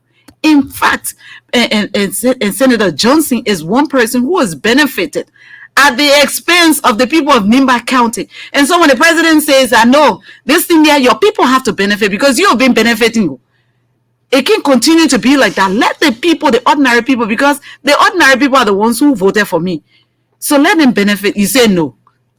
Deal with me and only me. So let's do the members of the Muslim community who are in this government appointed by President George Manneh Weah. Okay. Who cuts across, and he doesn't look at your religion. He doesn't look at your tribe to make you a part of the governance process of the country. And dear audience, we want you to listen because this has been something that you know they want you to believe that the president has not identified these people. The people of Nimba County are very good people. Even they know that the president has identified them. That's the reason why they voted for him. Of course. And they're going to do the same. So go ahead and call the names while the audience listening. Okay, so the people we're calling are people who are from the Muslim community, and they've been appointed by President Weah. So Fani Sirleaf, Minister of Internal Affairs, Boaka M. Fofana, Deputy Minister of MICAT. MICAT is the Ministry of Information, Cultural Affairs and Tourism. Momolu S. Johnson is Deputy Minister for Internal Affairs. Jura A. M. Sano, Assistant Minister at the Ministry of Information, Cultural Affairs and Tourism. Ayuba El Fofana is Assistant Minister of Internal Affairs. Abubakar Ba is Assistant Minister of Internal Affairs. Lucinin Sion is Assistant Minister of Internal Affairs. Isiaka Sharif is Assistant Minister of Internal Affairs. Idris Belete, Deputy Director General, that's GSA, General Service Agency. Musa Kane, Deputy Director General of LACRA. Memesi Kaba, Assistant Minister of Gender and Children Protection. Hassan Kane, Deputy Minister of Gender and Children Protection. Kemo Warite, Assistant Minister of Commerce. Lasana B. Sano, Deputy Director of Roberts Flight International. Maurice Sako, Executive Director of National Investment Commission. Vavi Tule, Deputy Minister of Health. Councillor Asatu Ba Kenneth, Deputy Commissioner, Liberia Immigration Service. Osman Jallo, Advisor to the President on Islamic Affairs. Musa Dukle, Deputy Governor, Central Bank of Liberia. Sekou Kalasco Damaro, Special Presidential Aide. Salomina Suare, Assistant Superintendent of Bone County.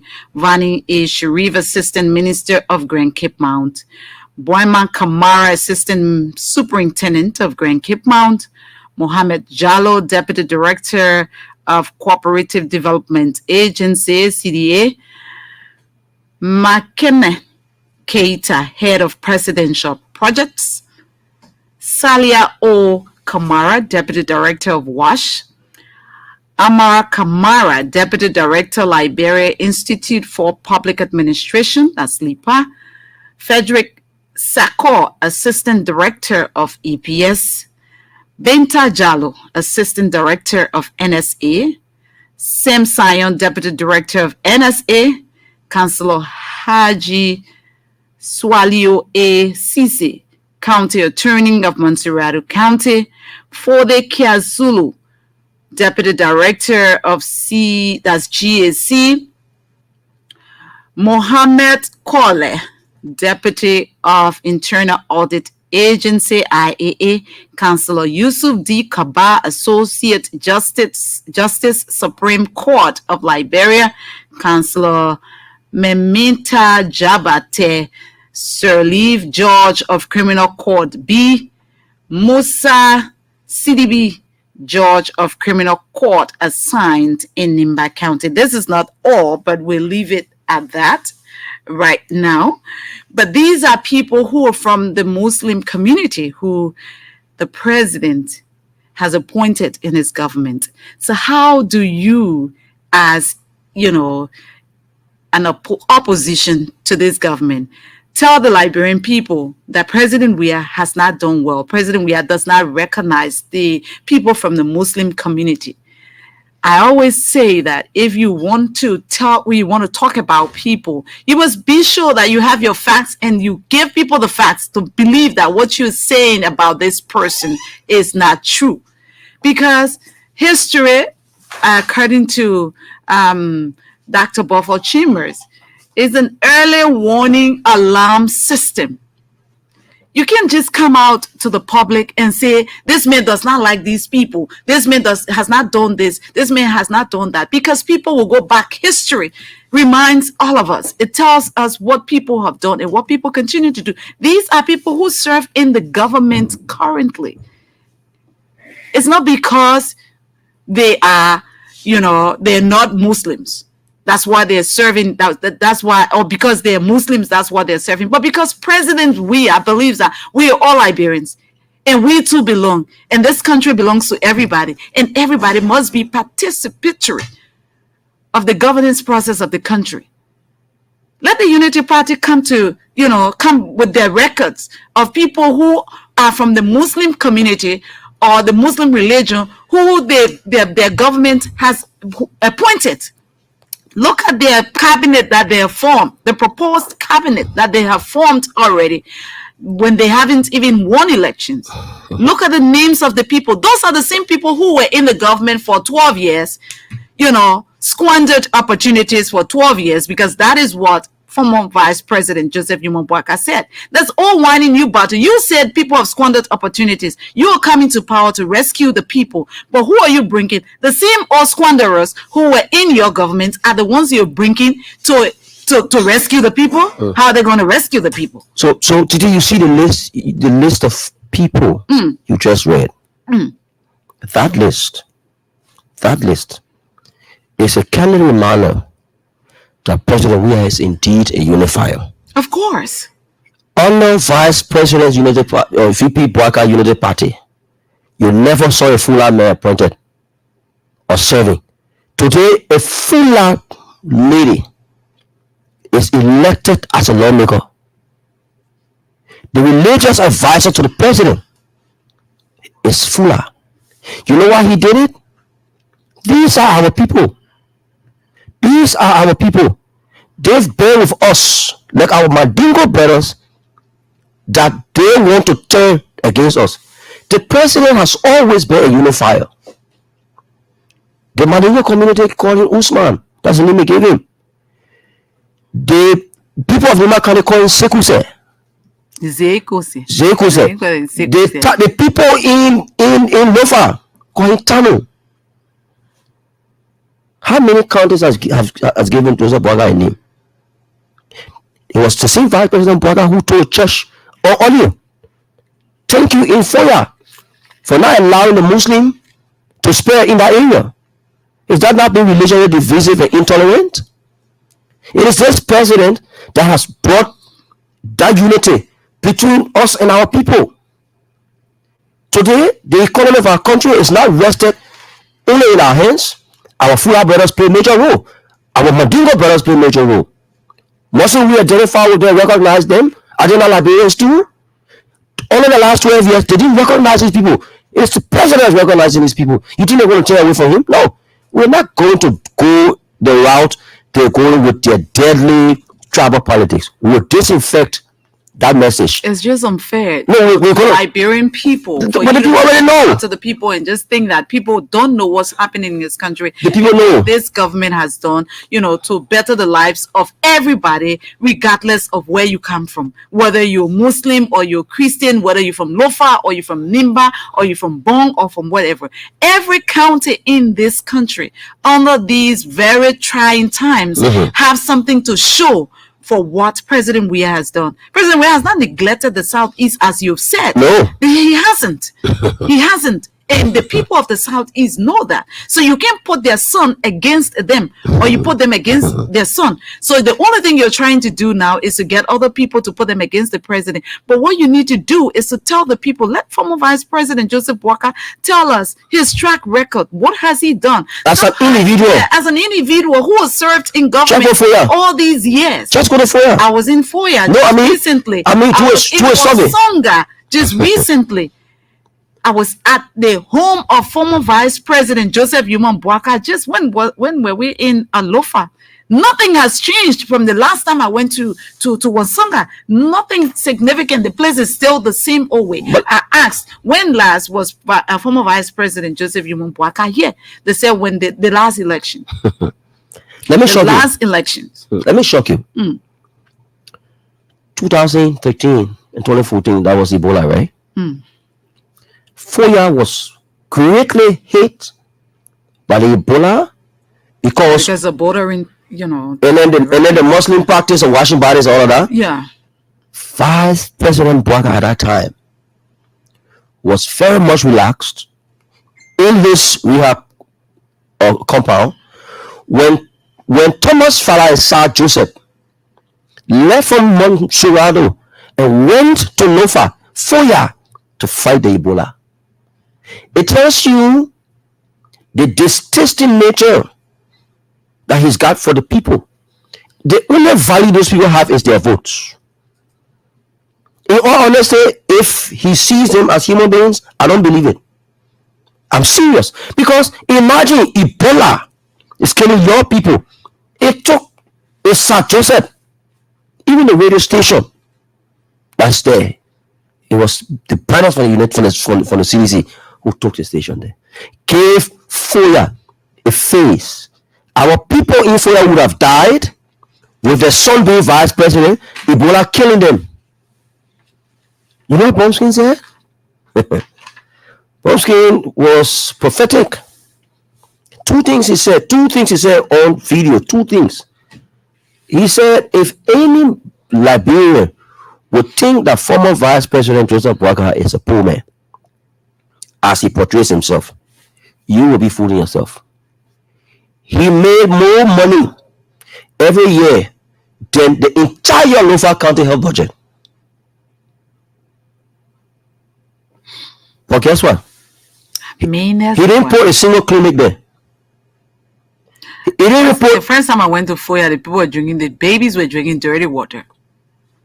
You know what there was no hand pump. The only hand pump that was there in Wonsonga, let me not say Foya, but I'm talking about the hometown, the hometown of former Vice President Joseph Yomo Boakai, Wonsonga. That because the PUEL at that time, that was the same time the Ebola even started. That year we went over there. You know, the PUEL will go, go to different. If we're in the county, we're in local county at the time. Yeah, and report the issues that are confronting those people. That was when we went to Foya. And we went to Foya, and then we went on to, because it was the hometown of the former vice president, went to see how the people there lived. There was no water. The only hand pump that was there was down.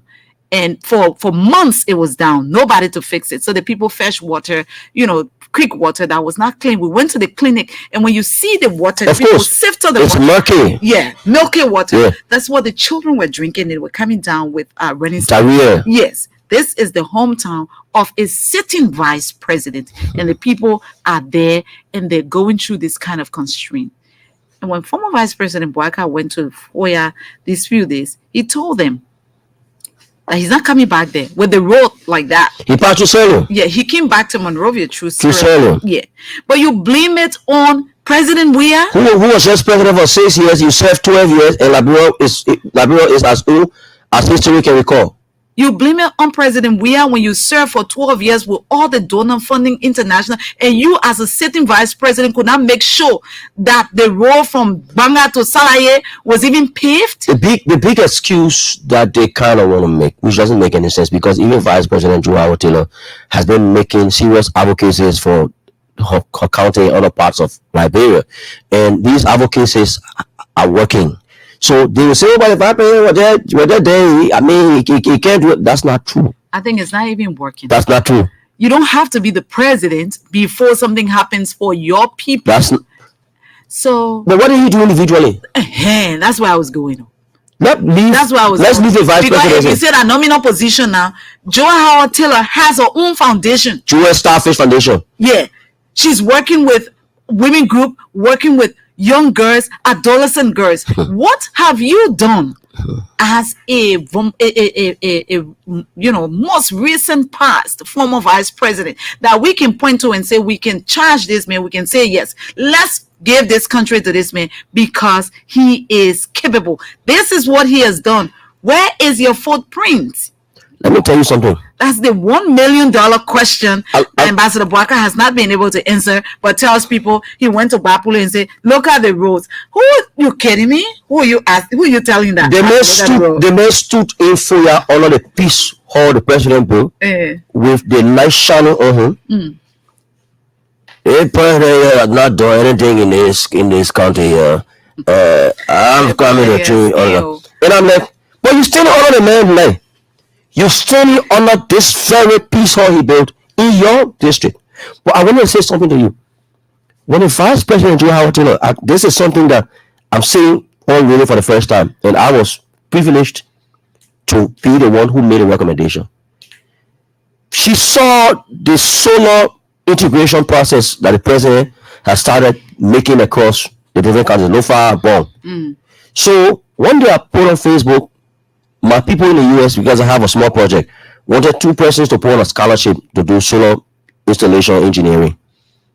There's a school here that is heavily backed by partners in the US. So she saw the message on Facebook, and she came in my inbox, and she said, can I recommend a few persons to the school? I said, okay, Madam Vice President. So instead of two persons I was carrying, I said, you can bring one female, and then I would just find one male and make it two. I spoke to my people, and she was happy. But guess what happened? What? She, instead of sending one person, she sponsored 29 persons, Wow. all female. You know what she said to me? She said, the reason I'm doing this, many times when you look around our country, the world is evolving. You see the solar lights, when they get damaged, we can depend on foreigners to make it. She said, when we can have women doing it, it brings essence to their career. Of course. I'm saying this on radio. Even if some of these women, these girls are listening, one day they will test what I'm telling you. Ask former Vice President Joseph Boakai, how many persons can beat their chest and say, this is what I've benefited. That's a nominal position. And even as head of the Senate, he still bypass. He said, you always not take responsibility for And his actions. that's a bad leadership trait. They said former Vice President Boakai, he was asked a question. You, former Vice President, you're from Lofa County. You sit at the Senate as a Vice President. What have you done for your people? No roads in for you. He said, but I was not a senator. So only the senators can do for the people. As a president of the Senate, you don't have any record. There has to be you tell the journalists that you were not a senator, so you don't have anything to show. But today, you say, George Weah, you will clear this country of kush. You kidding me? When you sat down here as a former vice president for 12 years, marijuana, how do you call the other one? Tramadol. Blue, all the babatina. Yeah, it was killing our people. You didn't do anything. You didn't make any attempt. Okay, so since that was a nominal position, did you come up one day to say, this thing is bad? Let me do in my own small way, since the government cannot do it. But as a sitting vice president, this is what I'm doing. I have this, foundation, or I have this place where people who are down with tramadol, or they're taking drugs, this is where you carry them. But this is under the vice president's office. Nothing. And you want us to believe that. And you have people who you work with who call themselves, your prospective cabinet ministers, who are, squanderers from the past government. According to the great Squanderer 12, the team. It's called the Squanderer 12 team. Because the same people. No new person. No. The same people who were in the government. How do you work with these same people and think that you're going to make Liberia better? And you tell Liberians that you are the rescuer. How are you going to rescue Liberia? With the same people? How? The people who mess the system up? That's sad. Yes, it's the funny part of it. So he went to Lofa. He took a route back to Sierra Leone, came back, right? Mm-hmm. George Weah went to Lofa and took the road. The hard road. The hard road. You know what he said? Every time he said, I want to have a feel of these roads, because so that when I go back, I know how to address the situation. Our people in the southeast, but by the time President Weah 6 years is over, God's willing, that southeastern corridor, the hard road will be history. Will be done, history. The only thing they can thrive on, and it's just sad that you thrive on lies. How do you run politics with lies? He come in with helicopter. He's not going to come. The men defied you. You never flew that chopper a single day. The chopper was used to distribute materials. He brought kush. You thrive on lies. You run campaign on lies, and you think that because when you're elected, because you lied to the people, you're not gonna be, a responsible government enough to deliver to the people. Everything you came to power with were lies. Madam Soli sought pieces of advice from Vice President Boakai. Somebody countered his statement he made on Truth FM that there was an Israeli company that was to bring some of these Mercedes buses for commercial use, and Madam Salif didn't allow it to work, and the buses went to Libya. Somebody countered from the president, from President. This is not true. So Madam Salif was bent on letting that happen. He reneged until it passed. So he's just somebody who's good at taking the good praises and doing with the bad. You can't blame people for every bad thing. You blame others. Even if you take the peel off the mango, it still remains a mango. You're right. So we will, open the lines. Yeah, let's hear our callers. Time to participate. 0880514096, and you'll be live on the program. You will have to move away from your radio Yeah, when man. you're calling, or It's else you it's just awkward. pull our ears. Good evening. Good evening, CSTT. Good evening. Let me say good evening to my brother in studio. This is the voice of Eric Taylor, the lead campaigner for the Behind the Horse Editions and Accord this evening from team most of the country. Are you getting me, CSTT? The great Satino, what's up? Yes, sir. How are you? Not bad, bro. Okay, firstly, before I make my point, I'd like to recommend at least CSTT try to sell an alternative now. Preferably orange for some of all who normally just get power 5 minutes. Yeah, right. True. But I like to say this. On the Unity Party were in a collaboration. If anybody follow, you that follow any slow, is refer to them as the correlation of plunderers and pillagers, because you know exactly what their intentions were. Even the late Dr. Carter, PB artist, he said that he cannot work with recycle politicians because he actually know their intention. Most recently, MP Kevin Pedro Costa, he referred to them as ungrateful Sanama Swan. And these are variables that interplay within the Unity Party. We are very, for some of us, we are very clear. They're putting through us. But I think this president here, when we say this to the people, they say, oh, they walk in the belongs to God. And that is the reality. Because for us, we are very clear with them to understand the issue that we want to make our contribution even through our late week after that. I always say this. For them, how would the piano was to this, we don't want to get our late week after. Every party is going to big party around in the community. I know, eh? We tell the people what they go. Yeah, There's right. nothing in the really old man there. Yep. Say that the second one, we're not doing it for joke. Other places, we have the family for us. We will plan our decision to do so for us. Thank you very much, this evening. Okay, Satino. Thank you. Okay. Hello. Hello, Titi. Hey. Titi, the Maurita, the president of Titi. Maurita. Let's hear you, Mama. Titi, first of all, I want to tell my brother, I want to tell you thank you. You see, Titi, the United Party people, they are forgotten. The problem that we're facing in this country, they forget that they don't want poor officer. But then they are pretending that they came to rescue us. The people of Mauritius today, when they take out the saw, the visa, everything coming from they are sold a place. 25 years for nothing. The people will not suffer. Former elected second institute party, even able to give to the people of institute party. Even local country that you come from, you're not even able to deliver them in 12 years when you were vice president. But today he's coming with a real circle politician and squander opportunity. He's telling us that he's coming to rescue us. So they cannot make you able to rescue Nigeria. No but way. you can't deliver the local country. Even small local country, the typical country, you cannot even get it.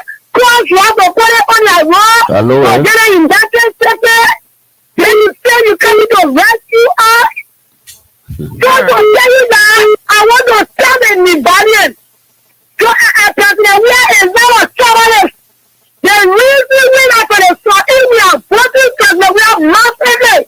The development that you think to get on, you carry to local country. Exactly. You carry to remote country. You carry all around the country.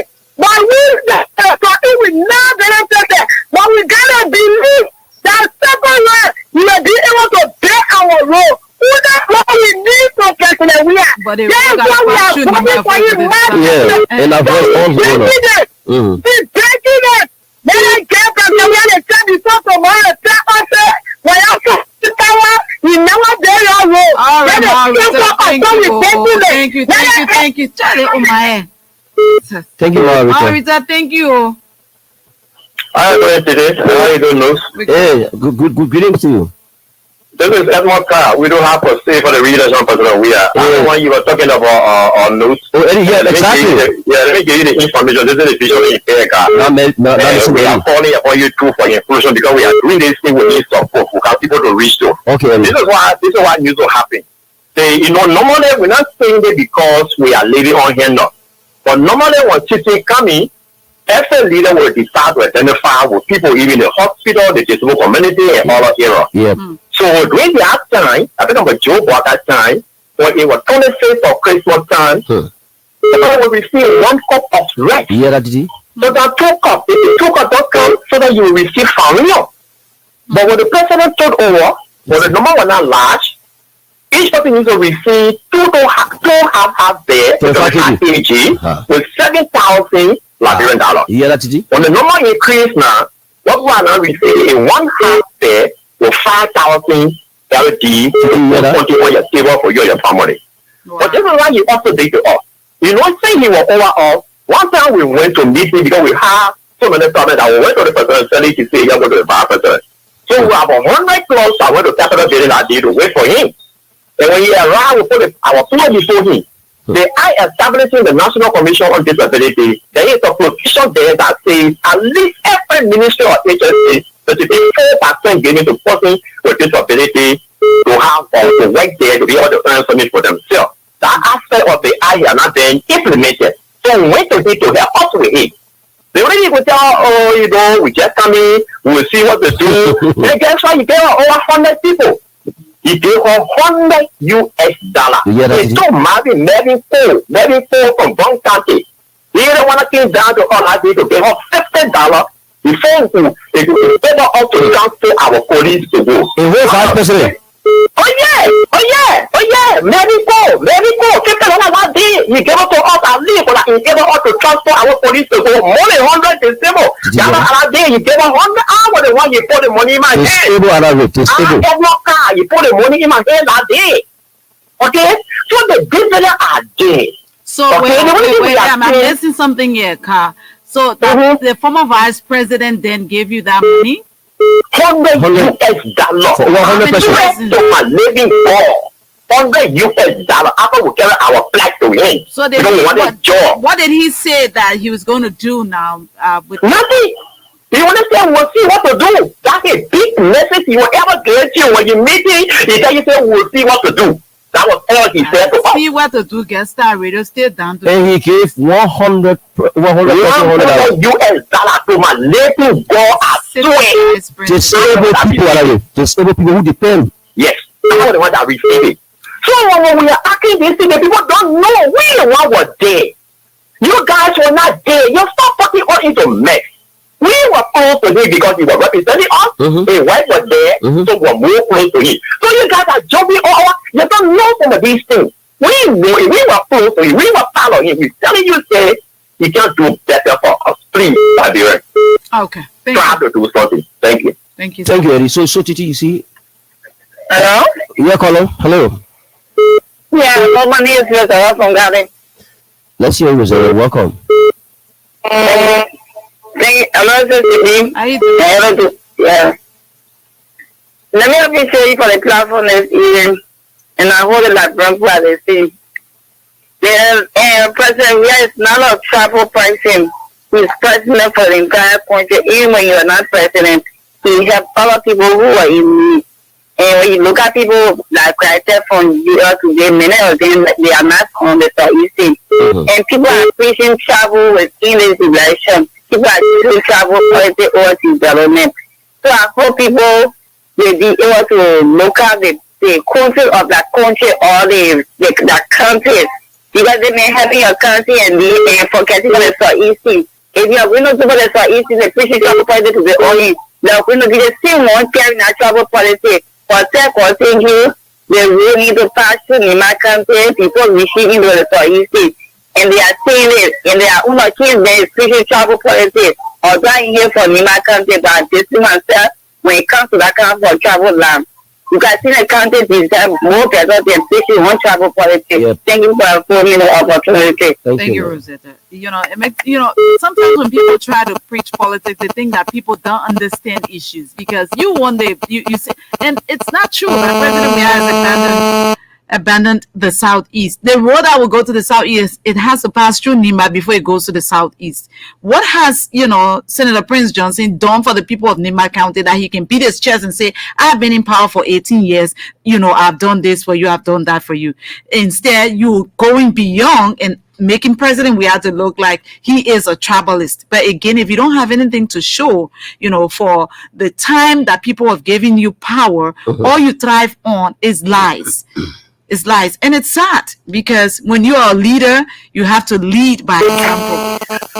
Hello? Hello? Yeah, how you doing?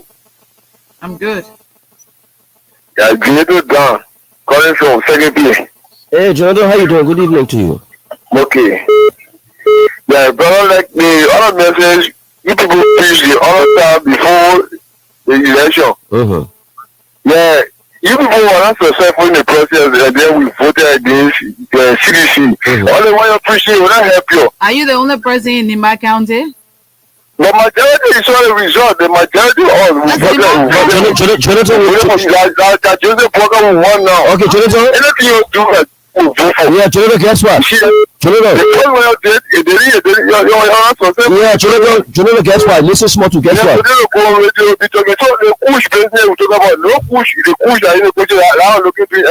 Yeah, yes. The push. It was worse. Jonathan was worse. We had drugs, more things in the country.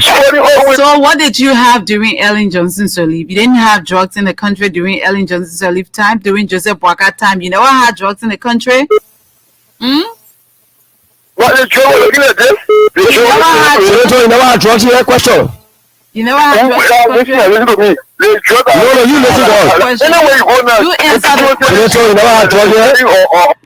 The fact of the matter is, when you call, you should be able to answer questions. We're discussing anti-tribal politics here. You're talking about? No, even the drugs he's talking You're talking about drug business here? I think it wasn't here? If you're taking drugs today, your brother taking drugs, The number will increase. But I just said, common sense. from 2013 to 2023, there are 10 years in between. So the issue of drug usage is like peer pressure.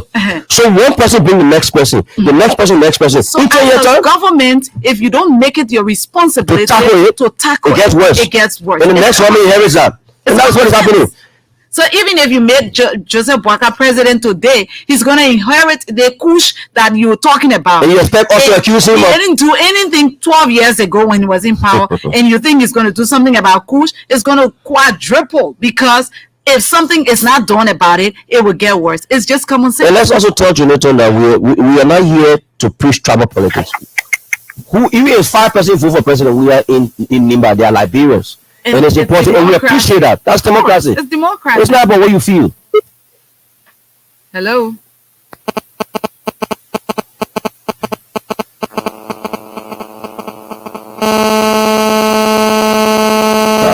You should walk away from the... Good evening. Good evening, Kitty. Let me say good evening to the studio guests. Good evening. And you sound like you're resting. I'm alive. Yeah, we can hear you. Go ahead. All right, I joined you from Refugee camp to the southeastern part of Nigeria. How's the Refugee tonight, my brother? Yeah, Refugee is doing pretty calm, and then we just waiting the second round to also give the rest of our support to our son that we believe in, the one who believes in development, the one who always brings transformation in the life of the people. Today, people from Nimba country who are calling the radio have benefited immensely. That we are in the southeastern part of Liberia. So tell me, I wanted to ask you, who you call from the south? Yeah, I want to ask you this question. So the people are saying that because the southeastern not vote for President Ria, it was tribal. So the people of Nimba and Lofash do the same. What do you say to that? Hello? I think it's going off. I think it's up the line. Yeah. It's just sad that, people, when your mind is made up, that's fine, because all of us are entitled to just one vote. And they expect us to think... democracy. But we'll talk about the issues, because history, like Dr. Buffer Chimmer says, is an early warning alarm system. You got to talk about those things that happened before. They say, if you're people, you get away from the eve. So we'll talk about those issues. When you go to the polls, do whatever you want to do. Hello, caller. Good evening. Hello? Yes, good evening. You're live. Go ahead. Yes. I'm good. This is Physically Stevens calling from Harper, Maryland County. Hey, Francis, Harper. I miss Harper, man. I used to be Harper. How's our upkeep? Yeah, good. Very well, very well. Let's hear from you. Welcome. So we listening to people talking about travel politics, which of course we are not really pushing travel politics here. We know that when the former vice president was coming to Maryland County, he used, let's just say, he vice president is cool. They use the advisor, which of course they don't pass through the road to know how the road condition that they want to rescue us to. So that's how the fact is that he brought all our politicians that people of Maryland County has little problem with it. Then so the king decided talking about things that they satisfy the Maryland or they start eating us. We feel that you speech the politics in the Russian money, they are confusing us. Tell us what you want to do and then stop telling us that President Weah is coming with chapel at the end of the day. They make him a rule. They tell us what you want to do for us and then stop confusing us. So if they confuse us, they stop confusing us. That's the problem. Okay. So I want to ask you a question, right? How long you been in Harper? Were you in Harper during the 2017 elections? 2017 elections, we been here and then the election. And if you look at the election process, I want to ask you a question. Were you in Harper at that time? Yeah, I was here. You just gave a story, and I want to remind you. Do you remember? I want to give you a story. I want to give you a story. Yeah, quiet. Okay. In 2016, we graduated some former players on the beach.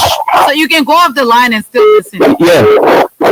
So you're the line back. Yeah, your line is very bad. So I will explain that story to you. Yeah, just go ahead with the story. You can go off the line because your line is very, very bad. So Titi, what he's saying with the bad politicians that want to criticize the president and the people of Maryland detested them. I saw this when I was working in Harper, 2016. I was a part of the campaign. So over the weekends, we used to go to Upcape, the beach behind President Tottenham's house. We were there. P. Madrid is the lawmaker now for Harper. By that time, he was leading the party. He met the people of Maryland before they run off. They had an agreement that we are going to carry you because you are our son. We don't care which party you come from. When we carry you, time for the run off, we beg you that just we our son won't carry. We want you to interfere. He agreed. I was there. On a Sunday, weeks before the runoff elections, he came with Danisha Sigmwe, Kevin Sigmwe, a few other former Lone Star football players. Went on the beach. We're on the beach. While swimming, listening to music, enjoying ourselves, they had a picnic. They didn't invite the people. Nobody had time. They set a podium. Then he called the attention of the people. Hello. So we looked because our lawmaker. So we turned to him. I just made myself a part of the county because I was working there. And I became very popular in Harper. So because of that situation, so he called the people. And then the people listened to him. He said, well, I'm here today to first of all say thank you to you for electing me as a lawmaker. You stuck to your word. But today I'm here. I've brought some sons of Liberia to come to give you reasons why President Weah should not be elected. I raised my hand. I said, excuse me, we didn't get you clear. He repeated. I said, no. I said, that was not the agreement. I said, the people will not listen to you because you are not treating them fair. They stood on the lines in the morning to elect you. And they said to you, they met our son. We're not going against him. Tanisha Sigmwe got angry. You guys got very angry with me. Who am I? When they tried to come to attack, some of the guys that were trying to attack me, the people who were on the beach came in my defense and told him, you're wrong. We will not vote for Joseph Boakai. It's the same thing this man is saying to you. The Southeasterners, once they gave you their commitment in terms of what you can do for them and what they believe you can do for them, they're not trouble. Because if that was the case, Pima came from United Party. They voted him. They said, we're going to carry you. But if it comes to George Weah, don't tell Isa that the man won. Then you take a balut who was a senator who pillaged the people's resources, did nothing substantial for the county, to go to speak to the people against George Weah. The people will not accept that. That million for you. That guy didn't lie. Let's take our callers. Okay. That million for you. That guy didn't lie. Let's take our callers. I'm sorry, I'm gonna take you off the line because you can't be listening. Hello, caller. Yes, like that. Good evening. Good evening, caller. Good evening. Thank you. Let me say good evening to Titi. The voice is Queen William Covey in a this conversation from District 3. And, Titi said something, and I do agree with that. When people stay in power and they don't not for their people, they only want to survive and die. And that is true, man, Titi. This is what we see from this government. You see, when people want to ask why the Liberians voted the Unity Party, the Unity Party has a legacy in Nimba County. The first university ever in Nimba that Unity Party carry it there. Somebody say, before the road go to the south, you got to pass to Nimba. No, the Unity Party carry a road from Fishtown to Harper. They took it, they did not pass to Nimba. They started it from Ghana to Takami with it. Alright? So to tell you Unity Party did what? they took the road from Fishtown, River G Fishtown to Harper.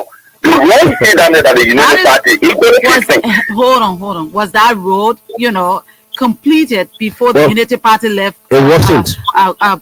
Left power? Is that what you're saying? It wasn't. No, it's not complete. Okay. No, I don't like that for you people. You can't come to the public. No, hold on. You can't come to the public, and if I had not asked you that question, the person who is listening will think that what you're saying is true, and that is lies you people thrive on. No.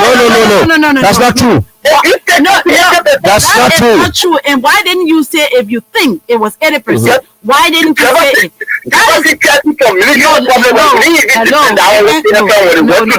Let me ask you this question now.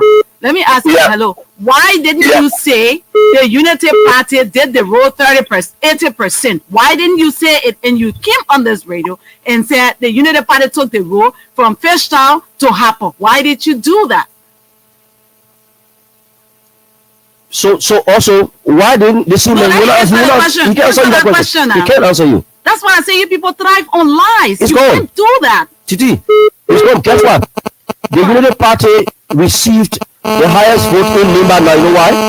Because of Senator Johnson. Hey, why didn't they receive the highest vote to 2017? When Senator Johnson was supporting CDC. Yes. You see the kind of lies in the program radio? Deception. Hello. Hello. Hello. Yes. Yeah, I want to play all the issues. What? Yes, EBC. Okay. Basically, I want to say good afternoon to you. Good evening. Good evening to you. For that of the issue of the Unity Party, we are not dividing offensive for party that we the main will vote for the party because the point that we are serving today that we honor today that we are following and we will perhaps the people is a Unity Party led government who provided all these things. That is a lie, and I'm not going to allow you to continue with that lie on the radio. That is a lie, and I'm not going to allow you to continue with it. Hello, caller. Yeah, how are you, brother? Yeah, let's hear you. Welcome. My name is Misha, and I'm calling from Georgia. How's your whiskey today? Whiskey is very cool. Let's hear from you, brother. Thank you very much, brother. I want to make our understand something that they are getting wrong. Because definitely we are Liberians, and we should be very sincere to our statement or to our commitment. Judge, man, we are, for me, I'm in Grand I'm from Nimakande, but not all the banner is for maybe Unity Party or part of it. But I want to make them to understand that those guys are greedy for power and they only want the power, but they will do the same thing that is going on now. They will do the same thing that is going on because government number one is continuity. If you get in the power, you're not going to change anything. Any journalist said if in power the record, she said, the ministry, she said that thing went on. That what we are following the track today. So if any government having to come in, they will not go do any extraordinary thing. So Joseph Baga going to take push from LeBron and everywhere. The push is already here. He the one product. Exactly. Push ourselves. Come on, people. Thank you. Yeah, thank you. We're not taking calls anymore because we're totally out of time. And it's so unfair, when people just call on the radio, you think, and that for me is my problem with, other people who entertain these kind of things. I will not sit here as long as I know what you're saying is not truth. I'm not going to continue to entertain you. If you're not going to prove me wrong, then I can allow you to spew lies on the radio because we don't know everything, but we know some things that we are sure of. And you can come on the radio and tell us. You call and say, "Oh, United Party took the road from Fishtown to Harper." If I had not brought you to book, you're not even going to say, "Okay, that 80%." And when we go to find out, it will not even be 80%. It can't be 80%. You will lie. 80%. You come on the radio and you just lie. And you say, why do we say that? You say you commend me for saying that people will lie their way to power. But you're doing the same thing because that's what the Unity Party people are doing, lying their way to power. So if it was so, according to him, let's take his value of what Unity Party did. That's why people voted him. So what happened to the Sonic Cooling Road? Who did it? It is his administration. So the grounds the president booked for that Sackley rule. So if the people were voting on the basis of what he's saying, the people only voted them because of Senator Johnson. Nothing more, nothing less. Okay? Senator Johnson is an icon in Nima County. That is the reason why anything he says, whether good or bad, it affects the people. All we're saying is that we as a government and the president is not preaching tribal politics because it divides the country. He is the president of all Liberians. And even if 5% voted for President William in Nima County, the president is most appreciated because they are Liberians that recognize his effort. Absolutely. And see themselves in his struggle to emancipate them from underdevelopment, you understand, and the kind of challenges that they're confronted with. Of course. So we don't expect the entire Nima County to vote for us. But what we can say to them is that Nimba is a county in Liberia, and the Nimbayas are our people. In fact, let me be fair with you. The Nimba County is one of the only counties whose economy is the fastest growing. Okay? They have the fastest growing economy. It's because of the developmental mindset that people have. So to bring divisive politics in the midst of the positivities that the people have established is wrong. That is why we are saying that this is not the time for tribal politics. Yes. There's never a time. As a country. We saw our war in this country. Tribal politics made people to die unnecessarily. That's the reason why we do not want to be part and parcel of tribal politics. The Nimbayans, the Nufians are our people. They have voted the president. Even 5% we appreciate it. Okay, so and the president is a very grateful person that will always appreciate even the little. You see, President Weah is here today because of the gratitude he expressed to those that took him along. Yes. President Weah was mentored by his grandmother, who will make him to have devotion in the morning and devotion in the evening. When he became president, what was the first thing he did? He built the fucking Clone Jalale Church in honor of his late grandmother. It shows you that he remembers good, and it becomes a part of his daily activity. So even if Senator Johnson goes out there and preach tribal politics, there are persons who will listen to him because they believe in him, which is normal in life. But there are others who wouldn't listen to him because they believe in the work of the president. And that's where we are. So today we just gotta keep talking about this issue of disinfecting, this tribal political message that is going around our corridors. You couldn't have said it any better. All of us are, entitled to. As long as you've passed 18, you can vote. That's your right to vote. People vote because of what they want.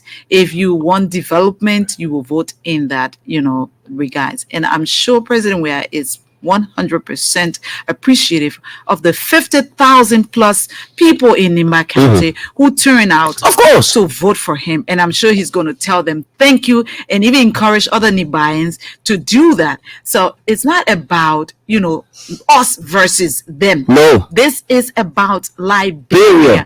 My thing is, if you are a leader and you're going to lead well, we're going to see from what you've done. Instead of lying on your way to any leadership or any position, it's better for you to tell the people what you have done and tell them your track record and let them believe you and bring you to power. But you can't lie your way to power, because people have a way of going back to check what you've done and know that you're a good leader and you're not a good leader. It's democracy. It's the will of the people. When the people vote for President Weah, he will have another 6 years. If they don't vote for President Weah and they vote for Joseph Yuma Boakai, it would be his time. It's the Liberian people judgment to make. They have the decision. But you cannot lie your way to power. And when you lie, that's our job, to say, no, it wasn't this way. Yep. This is what has been happening. Yep. And we will always do that till, the end of whatever happens, and we go to runoff on that. But thank you again to every one of you. You from the Unity Party, you from the CDC, you who are just religious listeners, we like to tell you thank you. It's a civil exchange. So we have to accept that. Let's keep the conversation civil every day. Thank you so much. It's a weekend. We are taking our weekend break. We'll be here, God willing, Monday with another edition of Face the Nation. Daniel, thank you. Thank you very much, Titi, and thank you to the ELBC team for having me.